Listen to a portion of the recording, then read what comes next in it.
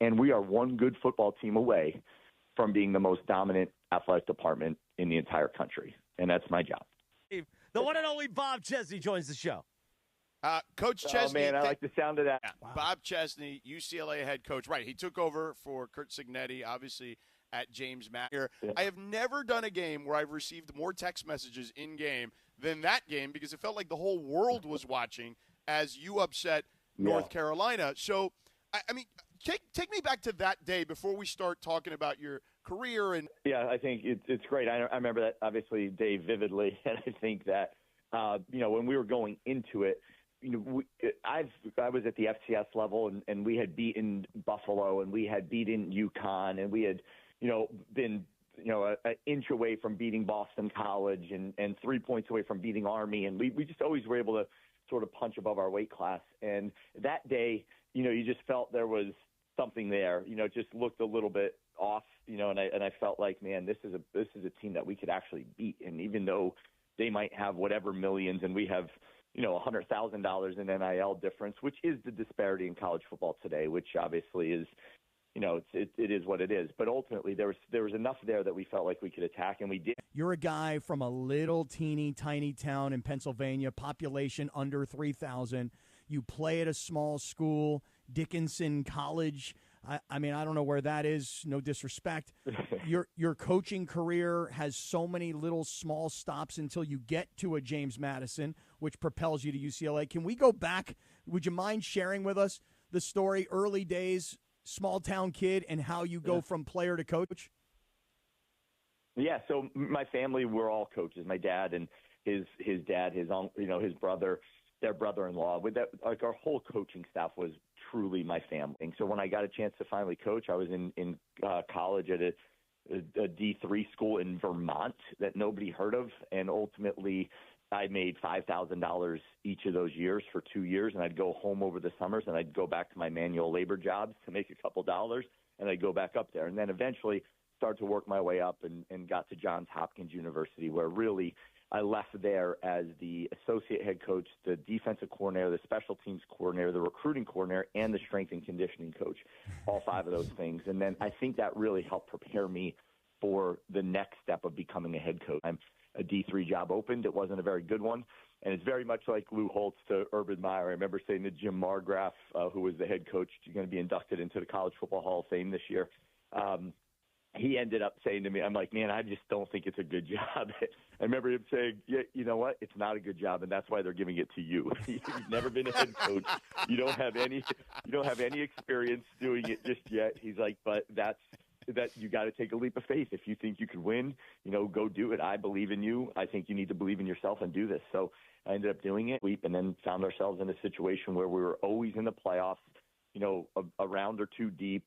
Felt like we always ran into that South Dakota State team that was just a juggernaut at the moment, and that's usually how our season ended. But I thought, we had our opportunities in those games too, and just missed on some execution. But you beat those guys. There was a team that I felt like was national championship caliber at a school that has no walk-ons, only 90 kids on the team, limited scholarships, no grad school, no fifth years, no redshirting, and we were still able to do a lot of really good things there. So then that led me to JMU, and then got to JMU, 67 new kids in the transfer portal because a lot had graduated or went to Indiana, won our first bowl game, next year made the playoffs, and here we are today. One of the things that I remember from that game 2 years ago, that you told us a story about how you learned to be a special teams coach. So, Bob, tell Cap how you learned to coach special teams. And we got to the end on Friday, and everybody was pretty much done.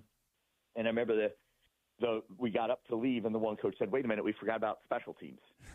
And I was like, damn, we didn't even talk at all about special teams. So we started to this guy handed out something. He's like, these are your assignments.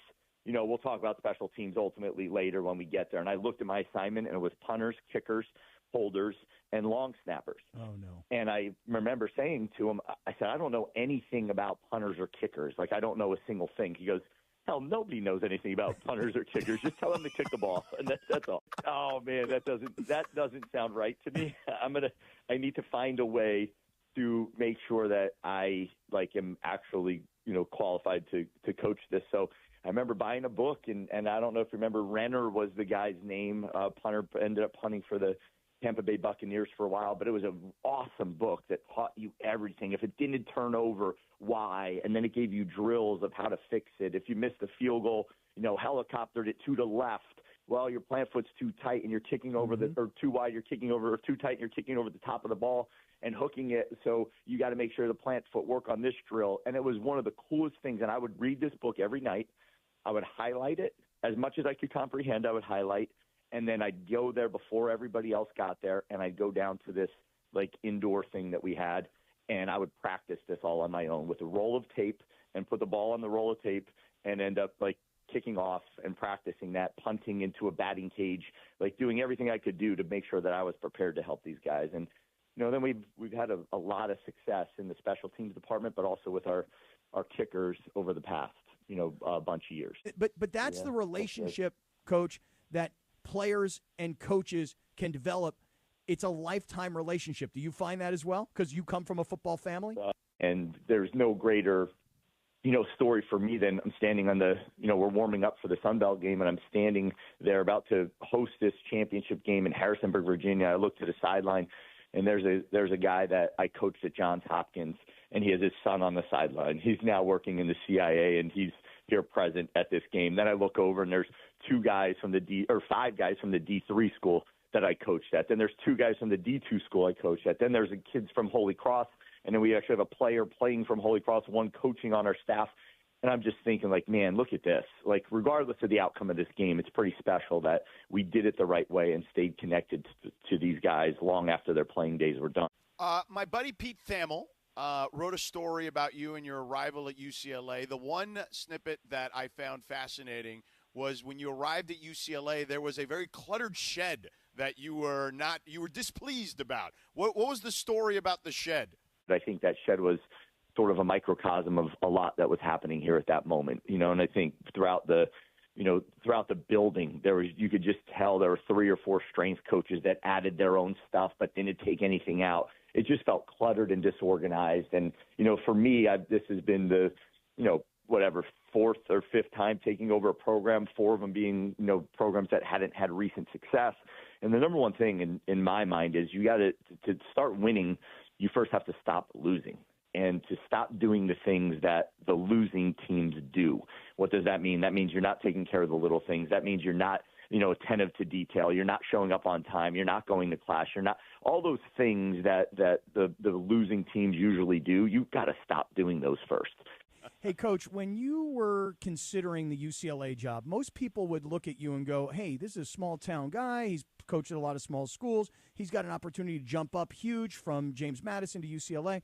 But I wonder, when they're interviewing you, how much you interviewed them to understand what UCLA's future commitment to winning would be. And I used it on the Rich Eisen show the other day, but I said you get a chance to breathe some rare air here that is different than everywhere else. You're surrounded by greatness all the time.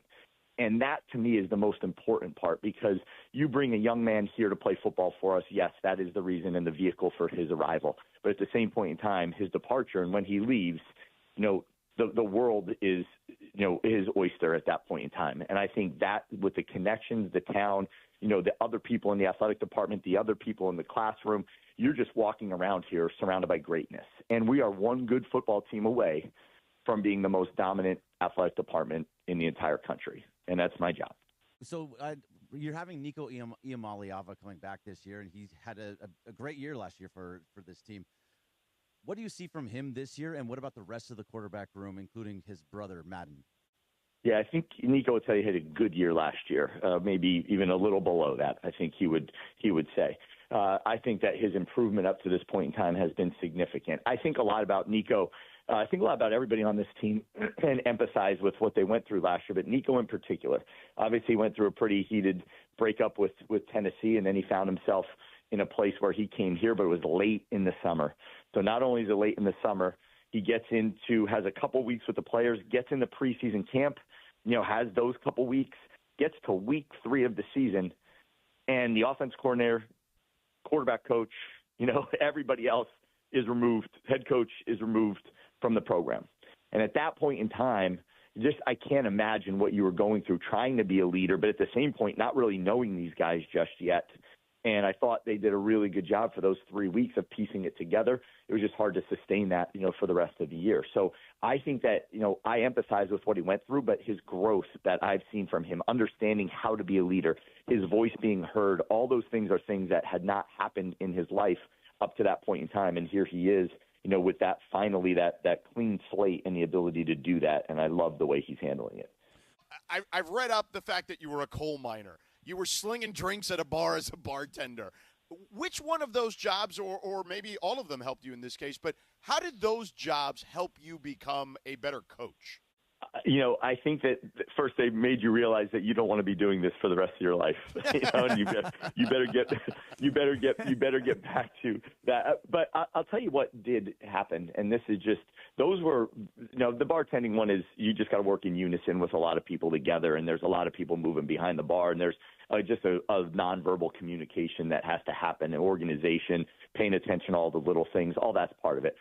But the coal mining, the landscaping, the digging graves, all those things I had to do back in the day, those were different because of just the labor-intensive nature of that work. And then you'd get done doing that, and you'd be doing that for, 7, 8, 9 hours, whatever it would be. And then you'd have to go home and lift and run and do all those things too.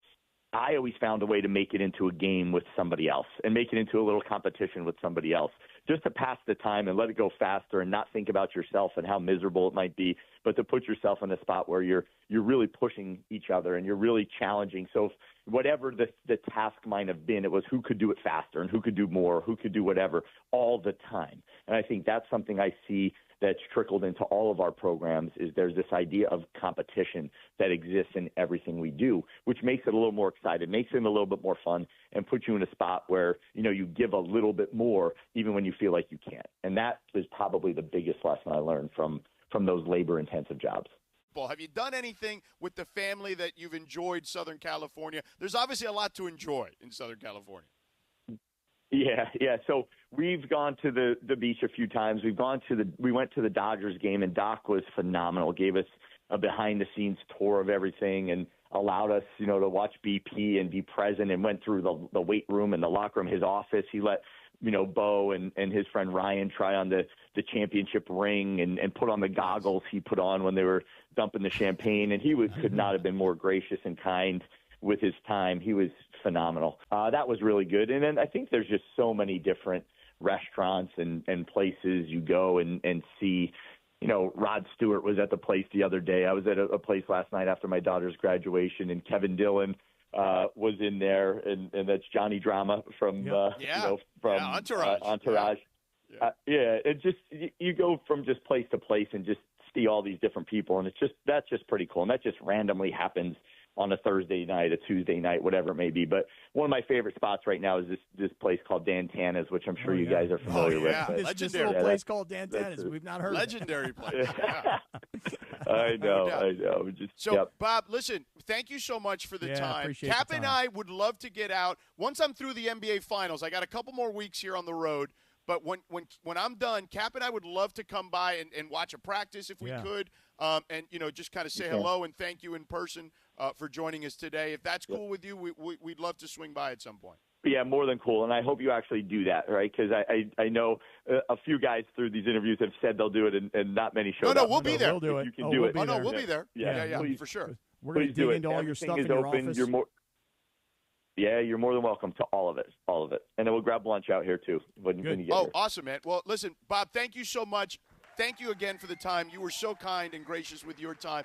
We will see you soon. We promise that, okay? Thanks again. Thank you, Coach. All right, guys. Thanks so much. I'll see you soon. Appreciate you. There you go. Wow. The great Bob Chesney. Oh, he's so good. Let me I'm ask going you to throw out all my USC gear now.